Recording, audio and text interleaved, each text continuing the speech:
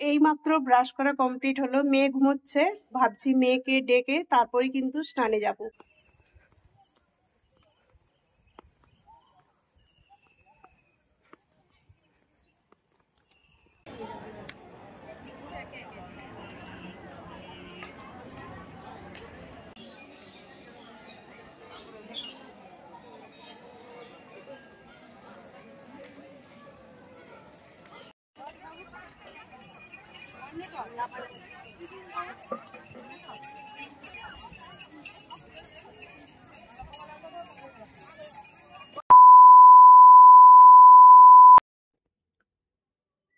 এই সবেমাত্র ঘুম থেকে উঠে এলাম, মানে ফ্যান থেকে বাইরে বেরোলেই দেখো ঘাম দিয়ে যাচ্ছে।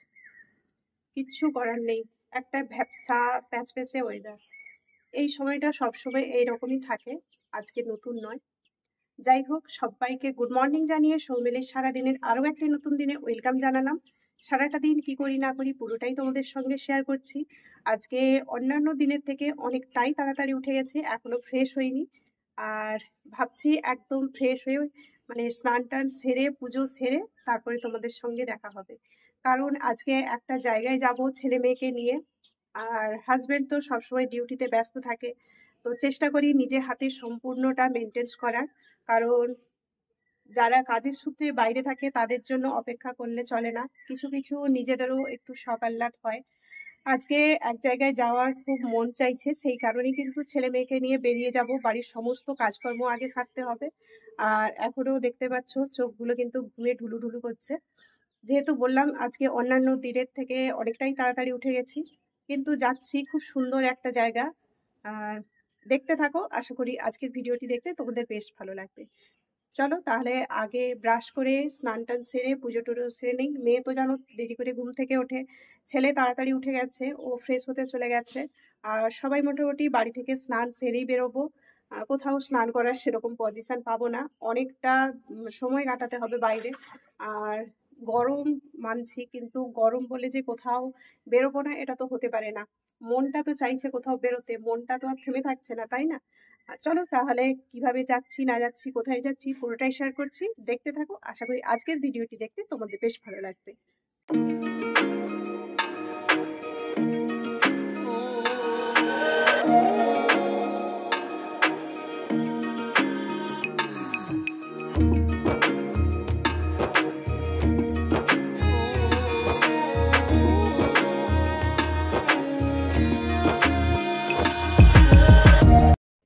এইমাত্র ব্রাশ করা কমপ্লিট হলো। মেয়ে ঘুমোচ্ছে, ভাবছি মেয়েকে ডেকে তারপরে কিন্তু স্নানে যাব। ওর ঘুম কাটতে কাটতে ততক্ষণে আমার স্নান করা আর পুজো করা কমপ্লিট হয়ে যাবে। ও অনেকটাই দেরি করে ওঠে, ফলে কিছু কিছু জায়গায় বেরোতে গেলে অসুবিধা হয়।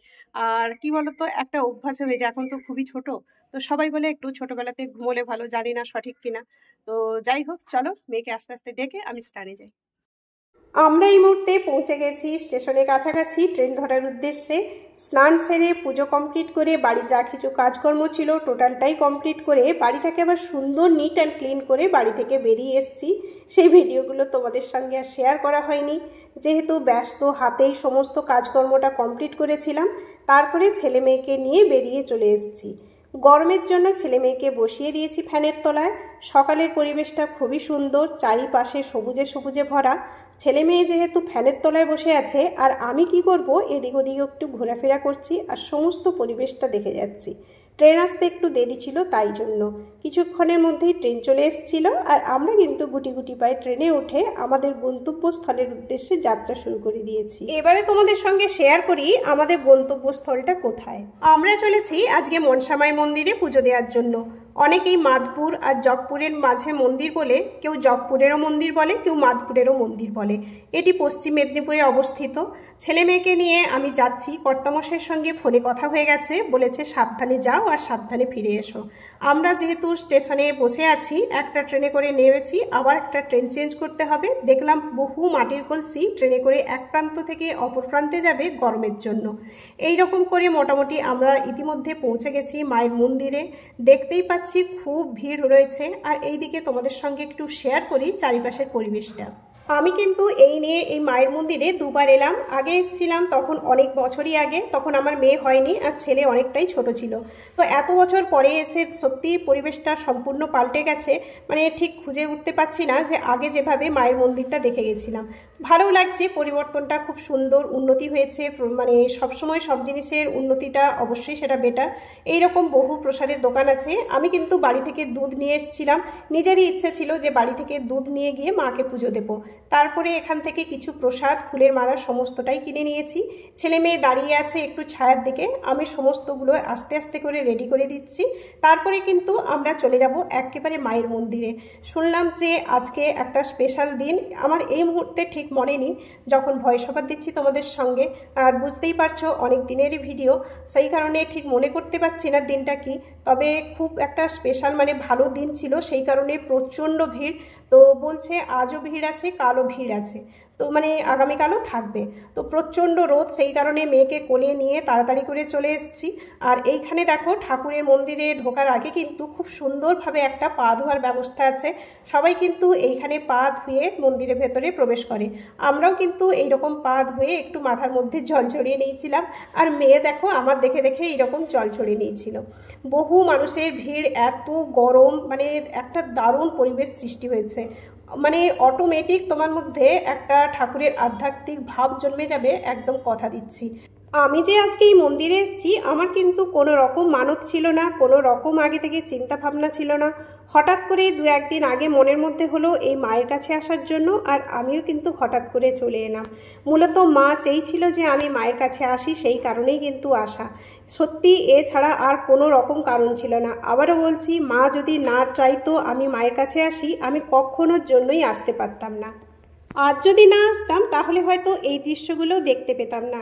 এই যে ছোট বড় বিভিন্ন সাইজের যে মূর্তিগুলো দেখছো সবাই বসে পুজো করছে, এটা কিন্তু আমি প্রথমবার এটা দেখতে পেলাম। কয়েক বছর আগে যখন এসেছিলাম আমি কিন্তু এই দৃশ্যটা তখন দেখতে পাইনি। আর এদের কাছ থেকে জানতে পারলাম কি কারণে এরা পুজো করছে। শুনলাম মায়ের কাছে এরা যখন মানত করে গেছিল, সেই মানতটা পূরণ হয়ে যাওয়ার পরেই কিন্তু মায়ের মূর্তি এনে এখানে পুজো করে ওরা সমস্ত মনস্কামনাটা জানিয়ে গেছে যে তাদের পূরণ হয়ে গেছে বলে। যাই হোক, ভালো লাগলো শুনে দেখে। তারপরে কিন্তু আমরা চলে এসেছিলাম নিজেদের পুজো দেওয়ার জন্য। মায়ের বিশেষত এখানে সেরকম মূর্তি নেই। আমি যতটুকু জানি এইখানেই এই যে দু সাইডে দেখতে পাচ্ছ উঁচু উঁচু ডিবির মতো, এখানেই কিন্তু দুধ দিয়ে সবাই পুজো দেয়। তারপরে এইদিকে একটা মূর্তি আছে, তোমাদেরকে আগেই শেয়ার করলাম, ওখানে ধূপ সিঁদুর দিয়ে সবাই এইভাবে পুজো করতে থাকে। এখানে কিন্তু কোনো ব্রাহ্মণ থাকে না, নিজেদের হাতেই নিজেরা পুজো করতে পারে। তারপরে এই যে হাঁসগুলো দেখিয়েছিলাম, এগুলোও কিন্তু আমি আগে দেখে গেছিলাম। যারা বিভিন্ন মনস্কামনা জানিয়ে যায় তারা তারপরে এসেই হাঁস ছেড়ে দেয়, এখানে হাঁসেরা আনন্দে কিন্তু ঘোরাফেরা করে। এরপরে চলে এসেছি বাইরের সমস্ত পরিবেশটা তোমাদের সঙ্গে শেয়ার করব বলে। দেখতেই পেলে ঠাকুরের পুকুর আর কীরকম কি চারিপাশটা। আমি কিন্তু আগে যখন এসেছিলাম এই পুকুরের সংশোধনের কাজটা কিন্তু সবে শুরু হয়েছিল। বুঝতেই পারছো কত বছর কেটে গেছে। তারপরে ওখানে টুকটাক একটু টিফিন করে নিয়েছিলাম, প্রচণ্ড গরমের জন্য আমরা আখের রস খেয়েছিলাম। তারপরে এই মুহূর্তে বসে আছি স্টেশনে ট্রেন ধরে বাড়ি ফেরার জন্য। দেখতেই পাচ্ছ ঘেমে যাচ্ছি, কিচ্ছু করার নেই, একদম ফাঁকা জায়গা। অনেকেই বসে আছে কিন্তু ট্রেন এখন অনেক লেট, কোনো অ্যানাউন্সমেন্ট নেই, সবাই বলছে। আর আমরা যতক্ষণ বসে আছি আর সবাই দেখছে যে এরা কিভাবে ঘাম দিয়ে, মানে আমার সিঁদুর টিঁদুর একদম ঘেটে একাকার। আর শুধুই দেখো এইরকম মালগাড়ি চলে যাচ্ছে। তো আমরা বসে বসে ভাবছি যে মালগাড়িটা যদি দাঁড়িয়ে যায় আমরা মালগাড়িতেই উঠে না চলে যাই। বিশেষ করে কি বলো তো, এত গরম, সেই জন্যই আর কি। ওই যে দেখতে পেলে একটা মালগাড়ি গেল, আবার দেখো এইদিকে একটা মালগাড়ি এসছে। তো সেই কারণে ছেলে মেয়ে বলছে আমাদের ট্রেনটা কখন আসবে। তো যাই হোক, কিছুক্ষণের মধ্যে আমাদের ট্রেন চলে এসেছিল আর আমরা কিন্তু আবার বাড়ি ফিরে চলে এসেছিলাম। বর্মশাই বাড়িতে থাকে না ঠিকই, কিন্তু তার কথা মতো আমরা প্রত্যেকটা কাজকর্ম করি। যাই হোক, ছেলে মেয়েকে নিয়ে সাবধানে গেলাম, আবার সাবধানে ফিরেও এলাম। ছেলে মেয়েকে নিয়ে আমি কিন্তু টুকটাক এদিক ওদিক বেরিয়ে যাই, ওদেরকে একটু হাসি খুশি আনন্দে রাখার জন্য। যেহেতু বাবা কাজের সূত্রে বাইরে থাকে, সবসময় তো বাবার জন্য আর অপেক্ষা করে থাকলে হয় না, তাই না? যাই হোক, এই রকমভাবেই আমার সবসময় দিনগুলো কেটে যাচ্ছে। তোমরা যেভাবে আমাকে ভালোবাসা দিচ্ছ, এইভাবে ভালোবাসা পেলে কিন্তু আমার যাত্রাপথটা আরও সুগম হবে। চলো আজকের মতো টাটা বলে বিদায় নিলাম। আজকের ভিডিওটি কেমন লাগলো বা ভিডিও সংক্রান্ত যদি কোথাও কোনো প্রশ্ন হয়ে থাকে অবশ্যই কিন্তু কমেন্ট বক্সে জানাতে জানাতে ভুলো না। সবাই ভালো থেকো, সুস্থ থেকো, খুব শীঘ্রই আসছি তোমাদের সামনে।